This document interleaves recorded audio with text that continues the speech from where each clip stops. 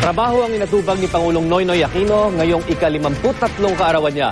Pero hindi pa rin nakaligtas ang Pangulo sa protesta ng ilang militanteng grupo. Saksi si Teresa Andrada. Rally ang isinalubong ng ilang militanteng grupo sa ika-53 kaarawan ni Pangulong Noynoy Aquino. May mga dilaw na lobo pa nga, bukod pa sa mascot ng Pangulo na naka-party hat. Pero ang mga lobo pinaputok ng mga rallyista. Pagtulig sa araw ito sa kawalan ng aksyon umano ng pamahalang Aquino sa mga problema ng bayan tulad ng mataas na presyo ng mga bilihin at mababang sahod.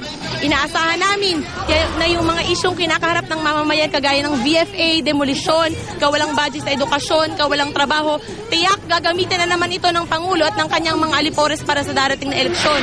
Wala pang opisyal na tugon ang palasyo kaugnay nito, pero dati na nitong sinabi na ginagawa ng gobyerno ang lahat para tugunan ang mga suliranin ng bansa. Katunayan, sa mismong kaarawan ng Pangulo ay nagkaroon pa ng full cabinet meeting kung saan tinalakay ang fiscal outlook ng administrasyon sa susunod na 3 taon. Gayon din ang kakulangan ng trabaho, pati mga investment project na tutugon dito. Tinalakay rin ang usapin ng supply ng kuryente. Abalaman, di pa rin siyempre nakalimot ang gabinete na batiin ng Pangulo. Happy birthday, happy birthday to you. Bago nito ay hinandugan na ang Pangulo ng dilaw na birthday cake ng mga chef ng palasyo.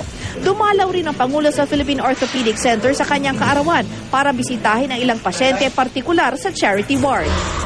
The President visited a young boy, Jericho Raffles. He's a 15-year-old bone cancer patient at the Philippine Orthopedic Center. It was